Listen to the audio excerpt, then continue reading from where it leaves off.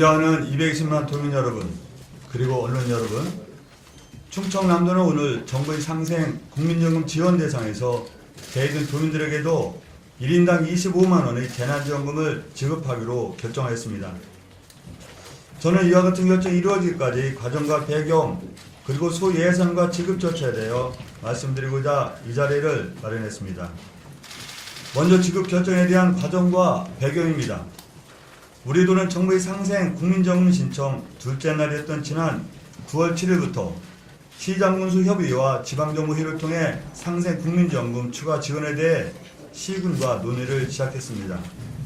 이후 부시장, 부군소위를 거쳐 정부의 상생 국민지원금에 대한 각 시군의 여건과 여론을 종합적으로 분석하였고, 마침내 지난 9월 17일 시장 군수님들과의 심도 깊은 회의를 통해 추가 지원에 대한 공동합의를 이뤄낼 수 있었습니다.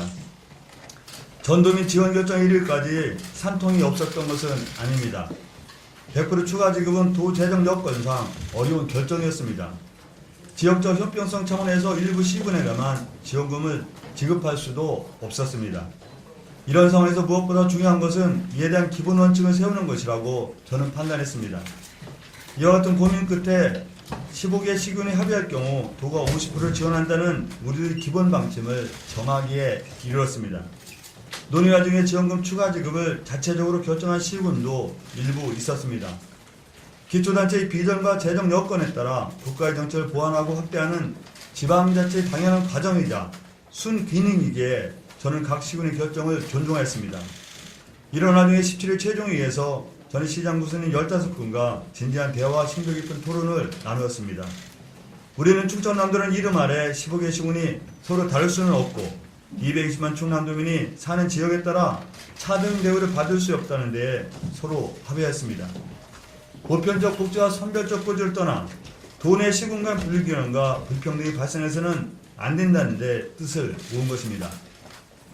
무엇보다 옳게 방역을 위해 희생하고 헌신하는 도민에게 보답하기 위한 지원금이 분열과 갈등의 씨앗이 되어서는 안 된다는 데 깊이 공감했습니다. 또한 추가 지원금이 자영업자 및 소상공인과 중소기업에 흘러갈 수 있도록 설계한다면 추가 지원금의 목적과 효과도 10분 살릴 수 있을 것이라는 데에도 목소리를 합하였습니다. 추가적인 재정 부담으로 도뿐만 아니라 시군도 허리띠를 졸라매야 하는 어려운 상황에서도 대승적 차원에서 뜻을 함께 해주시고 오늘 이 자리에도 함께 해주신 황명선 시장군수협의 회장님과 시장 구수님들, 김영선 도의회장을 비롯한 도의원 여러분, 황천순 시군의 의장을 비롯한 의장님과 시군 위원님께도 이 자리로 다시 한번 깊은 존경과 감사의 말씀 드립니다. 특히 큰 부담이 있음에도 결단을 내려주셔 충남이 하나됨을 보여주신 박상준 천안시장님과 아산시장님께도 오세훈 아산시장님께도 깊은 존경과 감사 인사를 드립니다. 존경하는 220만 도민 여러분, 기존 정부의 상생 국민연금 지원 대상은 185만 5,167명이며 소요 예산은 4,658억 원입니다. 금년 6월 말 기준 인구인 211만 7,400명의 87.6%에 해당됩니다. 도는 오늘 기존 지급에 제외되어 있었던 12.4%에 해당하는 26만 2,233명에게까지 재난지원금을 지원할 것입니다.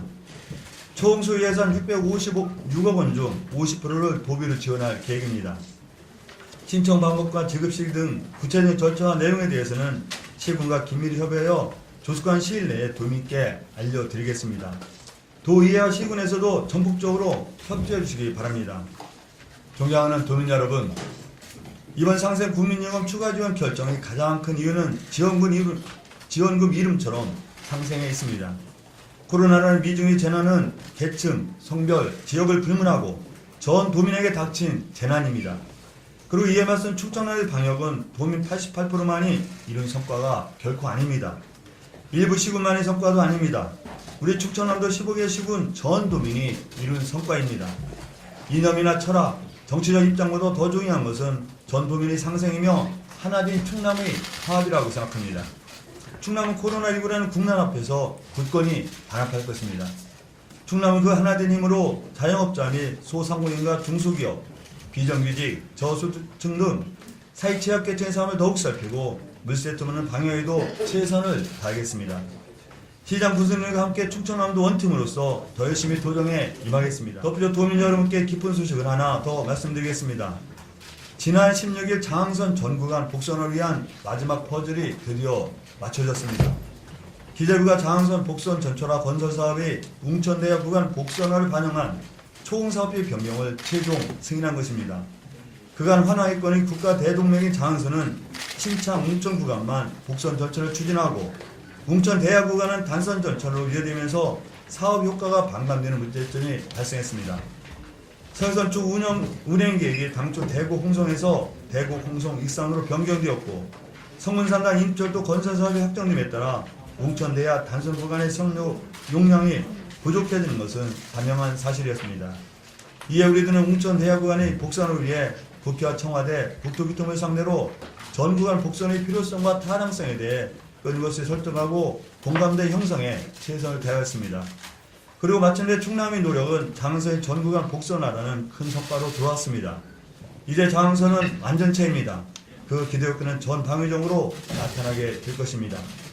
우리 도민의 수도권과 전라권의 이동이 쉽고 빨라지는 물론 교통망 확충으로 인한 물동량 이동도 확대되고 자유로워질 것입니다.